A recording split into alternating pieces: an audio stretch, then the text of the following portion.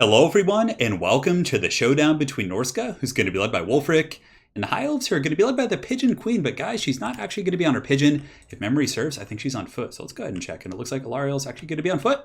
Haven't seen that in quite some time. But as far as the battle goes, you guys can see things are going to get going pretty damn quick.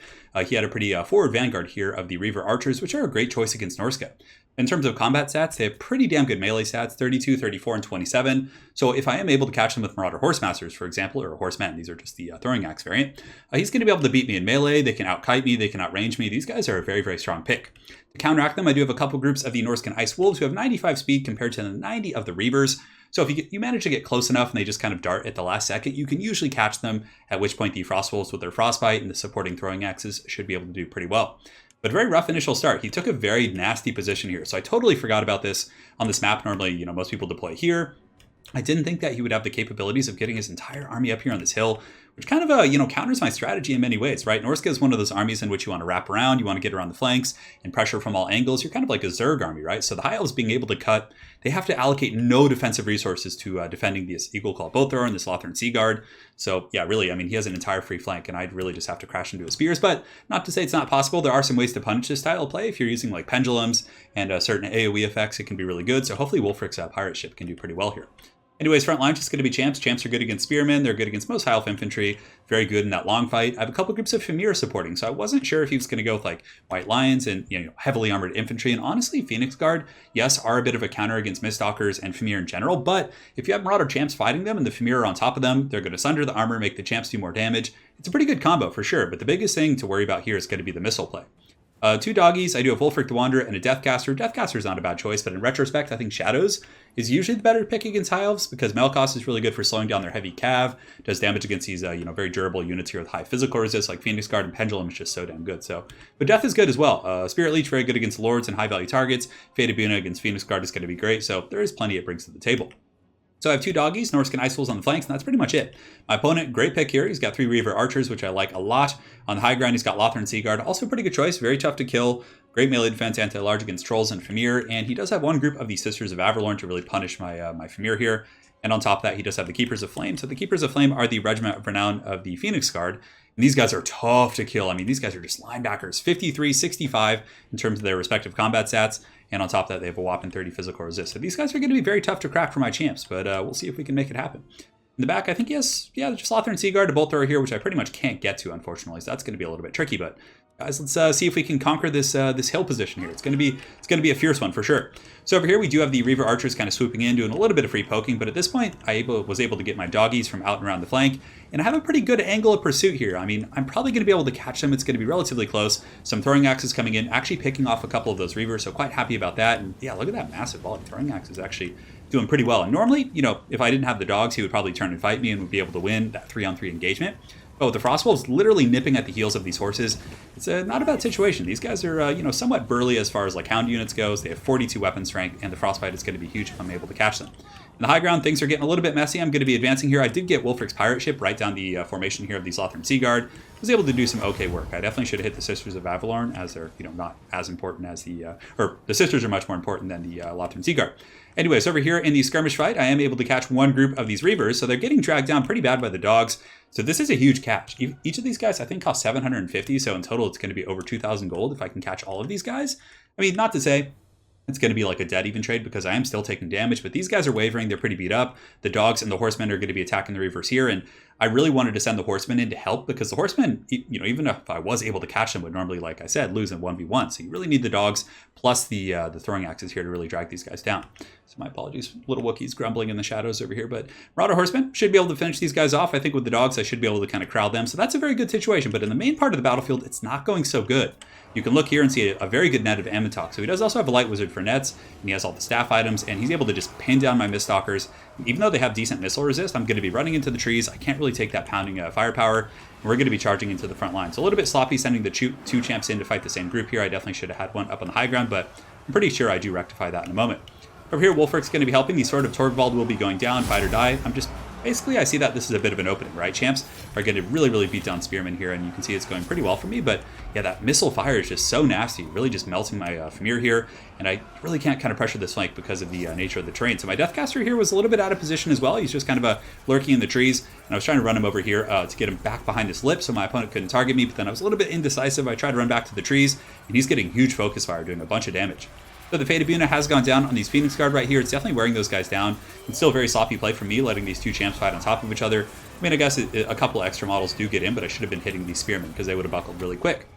So aside from the frontline fight being a bit of a disaster of sloppy play and missed micro, you can see that my main force in the back was good. So I suppose where I was lacking over there, I made up for here. My Hounds were able to catch all those units. Marauder Horsemen are coming back in and still relatively healthy. One of them is somewhat beat up, but hopefully they can still generate some value. So we're fighting pretty hard here. The Miststalkers and the Deathcaster pretty much get sniped out. So that was, again, those guys should have been hiding up in the trees or even taking advantage of the fact that he couldn't see me down here. The Spears are now going to be piling in, so some of those guys will end up fighting these champs that are in this 2v1 situation. Phoenix Guard holding relatively well. And look at this. Keepers of the Flame literally took like 0 damage against these guys. Another nasty Wolfric ship just going down the ranks, tearing up those Sisters of Averlorn, doing huge damage. So Wolfric's definitely pretty happy about that. So Wolfric's getting in there, having a good old time, fighting Sisters and Lothern Seaguard, and he is very heavily armored. And the Miststalkers, I was just kind of cycle charging back and forth, so they were able to, not Miststalkers, Famir Warriors, but I guess they do stalk in this as well.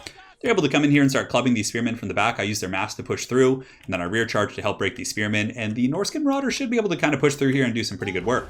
In the meantime, the Hounds are coming up, so the Norscan Ice Wolves and the Marauder Horsemen are going to be positioning and basically just throwing at the Keepers of the Flame and the Phoenix Guard, right? I mean, they have good armor-piercing axes, and I really need to take out this high-value infantry.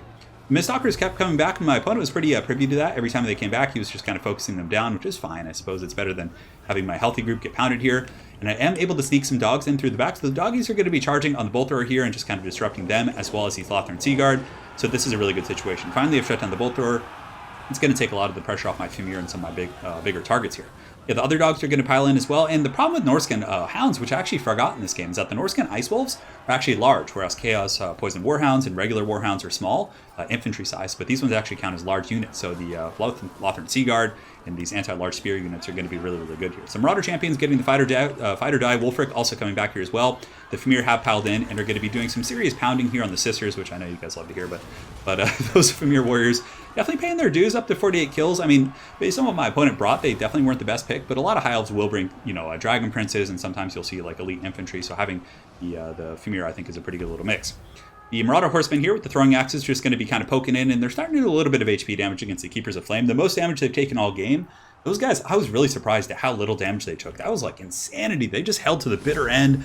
I mean, I guess my guys were at the bitter end, but they just held all day and barely took any damage. I mean, I don't think they even lost a model against those champions. Anyways, other dogs, I'm just going to be cycle charging a little bit in the back, just roaming down on the Sisters to make sure they're not shooting. And the Sisters of Averlorn are quite competent in melee, but of course the Norscan Ice Wolves hit very hard against light armor, and the Sisters are already quite beat up. Unfortunately, the Phoenix Guard are coming in, and it's kind of looking like one of those situations in which I'm going to be like backed off the cliff and just straight up like Leonidas kicked off here, because like my troops are all like in this pit fight in the back, right? And it's a good situation. Wolfric and the Marauder Champs, who are very healthy, 64 models, are beating down these Lothern Seaguard. We're getting a lot of kills, a lot of good stuff going on back here. But you can see there's this inexorable horde of High Elves coming. So the Phoenix Guard and the Keepers of the Flame are just going to like just poke me off the cliffs here, and it's definitely going to be pretty tough. Over here, the Marauder Horsemen are doing good. They're kiting, they're poking, they're doing their thing. They're cycle charging a little bit as well. These dogs have come out, and they're going to be getting up and around and attacking the archers. But Wolfric is definitely a little bit outmanned here, and he is on his horse. Sort of Torgvald has been popped, which puts him up to 730 weapons rank. Pretty fat. But yeah, it's going to be tough. I mean, I don't know if the Marauder Champions have enough stopping power to really get through these Phoenix Guard, and he still has his Mage of Light and Alarielle. And every time I tried to get on either of these targets, he would stand them on top of Phoenix Guard and make sure they were very well protected. So these two ladies are, look at them, they're just like jeering and cackling, like, we got you now. And you can see that Wolfric the Wanderer here is having a bad time. I don't think I have any boats left. And yeah, that's pretty much going to be the straw that breaks the camel's back. You can see right here, he does use the Star of Averlorn, or the Heart, or whatever the hell it's called. I always get those, yeah, the Star. And it's going to give massive healing to Phoenix Guard, which is so cost effective because I really don't have too many great tools. I mean, the Marauder Horsemen's still getting some axes, but they're also a little bit line of sight obstructed by the trees here. And now I see these Sisters kind of shooting at me. I'm like, let's get a free charge and punt some of these guys down the hill and see if we can get them, out of here. Maybe try and salvage this game back. Maybe Wolfric can endure, but from here, the Phoenix Guard are pouring in, Alarielle and the Mage of Light. I mean, I don't know in what universe you would think that Wolfric would be running from Alarielle, but he's going to have to run right here because the Phoenix Guard are just all over the place. And at this point, there's a little bit of a decent situation here in the back. I do get some Famir rallying, but I'm just going to get slapped with army losses, and that's going to be all she wrote. So, as far as the game goes, just kind of an overhead analysis, a couple big mistakes. So, firstly, I stacked the two Marauder champions on top of each other. I was a little bit, microing in the back, trying to chase down the other units and really make sure the Reavers were gone. And we succeeded at that. And arguably, that was more, that made up for the mistake that I made. But I think, number one, Marauder champ should have been engaging the spears on the far side. From there, they would have won pretty quickly and could have collapsed in the back line onto the archers and the bolt thrower quicker. Famir should have taken a more conservative angle, just have them up in the trees, sneaking around. I should not have them in open field like that, but I just wanted to blitz and close the distance as quickly as possible. Wulfric, on top of that, he was pretty good. He did well. He did a lot of damage. He was able to get his boat attacks and did well in that respect. Shaman Sorcerer with Death, that was another huge mistake. I should have hit him out of line of sight. There was a couple ways I could have abused the terrain to really just had been nasty there. Like, had I fallen back and gone all the way up and through the trees, but I just wanted to get the fighting going as quickly as possible. So a couple big mistakes. Number one, Shaman Sorcerer with Death needed to get him out of line of sight. On top of that, everything went well in this respect with the dogs and the throwing axes, but with the Famir, they should have just taken a wide angle and collapsed through the trees, at which point the Miststalkers would have been pretty safe. And they have stock as is, so I didn't need to let them get shot like that. That was really, really sloppy. But aside from that, my opponent's build was pretty good. I liked it quite a bit.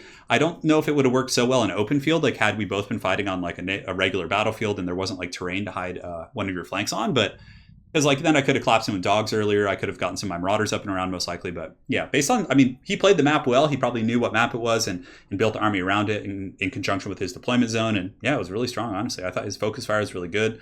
And the net play was good. Alariel got some really clutch heals. And yeah, all was pretty solid. So well played to my opponent, Green. Hopefully you guys enjoyed this Norsca for his High Elf game. And we will see you guys next time. Take care.